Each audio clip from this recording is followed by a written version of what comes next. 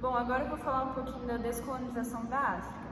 E um principal aspecto que difere a descolonização da África para a descolonização da Ásia foi a ideologização dos movimentos. Por quê?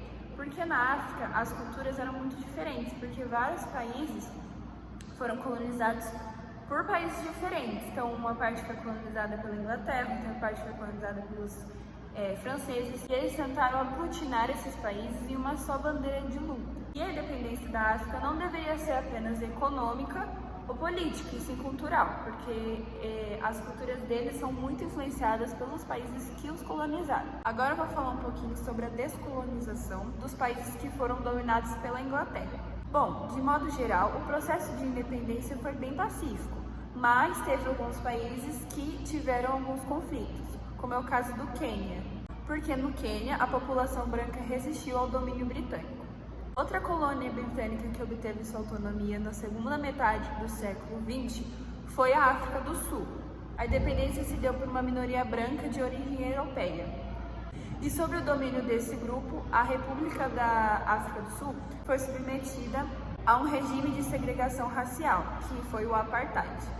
Depois que aconteceu o Apartheid, vários movimentos contra a segregação se destacaram nesse país. E uma pessoa que se destacou nessa luta contra a segregação racial foi o Nelson Mandela, que por conta desse processo do Apartheid ficou preso por 27 anos por conta do preconceito e da separação de raça no seu país. Então, em 1990, o Apartheid começou a perder sua força. Tudo isso após uma constituição que estabeleceu a igualdade e a democracia para negros e brancos no país. E em 1994, Nelson Mandela foi eleito presidente da África do Sul. Vou falar um pouquinho da descolonização dos países que eram de influência francesa. Bom, os franceses também ocuparam pelo caminho pacífico, então foi mais tranquilo, exceto no caso argelino, que foi o mais conflituoso. E agora eu vou explicar um pouco da descolonização da Argélia e por que teve todos esses conflitos. Bom, durante a Segunda Guerra Mundial, os argelinos lutaram na resistência francesa contra o eixo. Mas após essa guerra ocorreu a organização da Frente de Libertação Nacional, a FNL. E a FNL ia contra as práticas políticas dos franceses. Então ela não queria mais que a França dominasse a Argélia. E por causa disso se iniciou uma guerra da independência. Os franceses então ficaram divididos. O primeiro grupo eram os que apoiavam a independência total. O outro queria que a Argélia fosse independente, mas limitada. E tinha os que não queriam a independência da Argélia.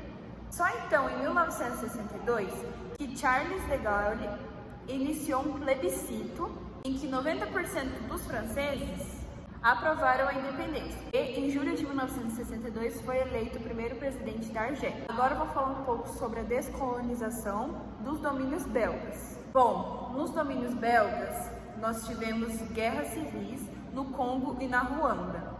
O que aconteceu no Congo? Os conflitos se deram depois da independência política, porque eles estavam lutando pelas riquezas do país. Em destaque nós temos o diamante e o petróleo. Em consequência dessas lutas, nós tivemos diversas disputas políticas e assassinatos dos líderes populares. E um dos destaques desse processo foi o general Mobutu, que impôs uma ditadura em 1965.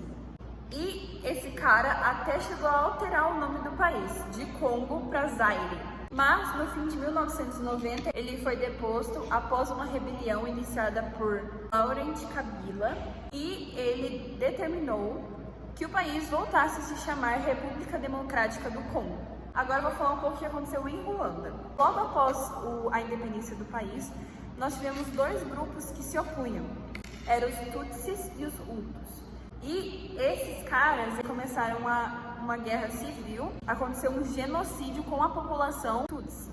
Mais de 500 mil de pessoas foram mortas entre abril e maio de 1994. Por fim, eu vou falar da descolonização dos domínios portugueses da África. Bom, as últimas colônias africanas a se tornarem independentes foram Guiné-Bissau, Moçambique e Angola. Isso só foi possível após o fim da ditadura fascista em Portugal, em 1974. Nessa luta para a independência, tivemos alguns grupos de destaque, Tivemos o Partido Africano para a Independência da Guiné e das Ilhas de Cabo Verde, o Movimento Popular para a Libertação da Angola e a Frente de Libertação para Moçambique. Em 73, Guiné-Bissau tornou-se independente, mas só obteve reconhecimento em 1974. Em 1975 foi reconhecido Angola e Moçambique. Em Angola, as forças políticas estavam concentradas em 3 grupos: o MPLA, o FNLA e a UNITA. O MPLA era o Movimento Popular pela Libertação de Angola, era de orientação marxista. Já o FNLA era a Frente Nacional para a Libertação de Angola, era antimarxista. E a UNITA era a União Nacional para a Independência Total da Angola, inicialmente maoísta e posteriormente antimarxista. A MPLA era apoiada por Cuba e pela União Soviética, e os outros grupos eram apoiados pelos Estados Unidos por intermédio do governo da África do Sul. E uma curiosidade que, apesar da Angola ser um dos países mais ricos da África, é um dos piores países do mundo para a infância, porque a guerra destruiu as condições infraestruturais do país e elevou a escassez dos alimentos, da água e combustíveis. E o elevado número de refugiados fez crescer o nível de epidemias e reduziu a expectativa de vida, que agora lá é 46 anos. E é isso, gente. Muito obrigada por ter assistido até aqui. Um beijo e tchau!